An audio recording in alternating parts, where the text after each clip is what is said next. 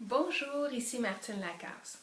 Je vous souhaite la bienvenue et pour ceux qui ne me connaissent pas encore, je vous invite à visiter mon site internet au www.martinelacasse.ca.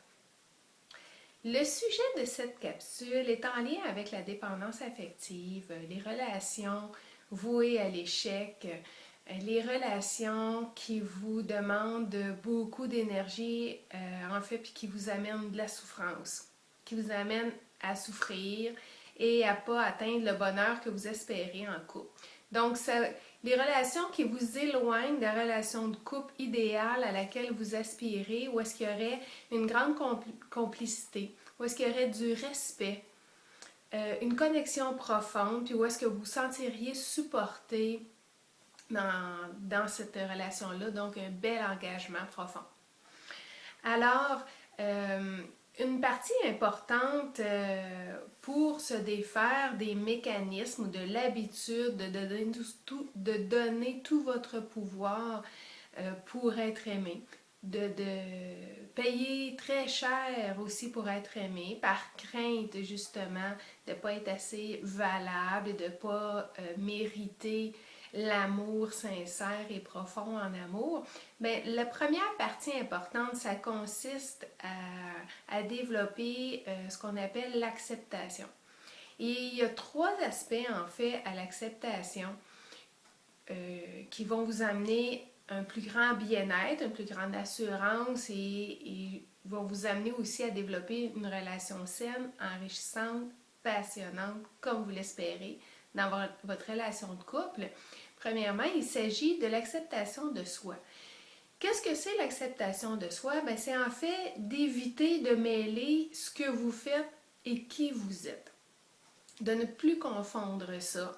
D'éviter de globaliser, de vous globaliser. Exemple, vous faites une action que vous considérez comme un échec, alors vous considérez par le fait même comme étant nul, comme étant moins bon, que votre valeur personnelle diminue.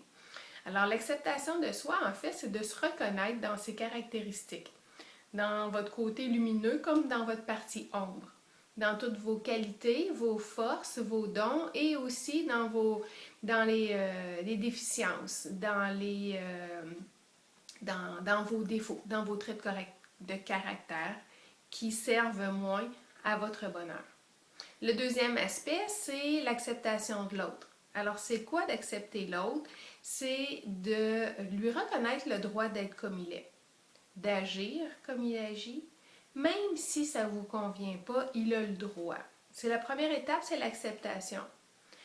La deuxième chose, bien sûr, si ça ne vous convient pas, c'est de regarder ce que vous pouvez faire pour changer votre perception. Deux, ça peut être qu'est-ce que vous pouvez changer, qu'est-ce que vous pouvez poser comme action pour qu'il y ait des choses qui changent dans cette relation.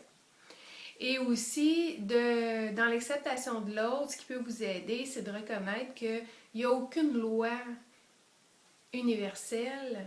La nature humaine ne lui empêche pas d'agir ou de dire les choses qu'il dit ou qu'il fait. Et le troisième aspect de l'acceptation, c'est l'acceptation de ce qui est, l'acceptation du passé, de votre passé, de vos expériences, l'acceptation de ce qui se passe présentement. Et toujours avec l'optique en deuxième étape, de regarder, même si ça ne vous convient pas, et si ça ne vous convient pas, de changer les choses que vous pouvez. Et donc, il y a un passage à l'action qui vient avec ça, avec l'acceptation. Alors voilà, c'était un volet très important des relations saines et enrichissantes, puis de se libérer, de sortir de ces mécanismes-là qui vous amènent dans des relations toxiques ou qui vous font souffrir, en fait, qui vous éloignent de votre objectif principal de vivre le bonheur en couple, avec la bonne personne, une belle complicité, et puis vous honorer là-dedans parce que vous y aviez droit. Vous avez droit de vivre heureuse et en amour. Alors, si ceci vous a interpellé, vous voulez en savoir plus, vous voulez aller plus loin, allez visiter mon site internet www.martinelacasse.ca et je vous invite même à cliquer sur l'onglet séance gratuite pour qu'on puisse passer 30 minutes ensemble, soit via téléphonique ou encore par Skype. Au plaisir, on se retrouve de l'autre côté.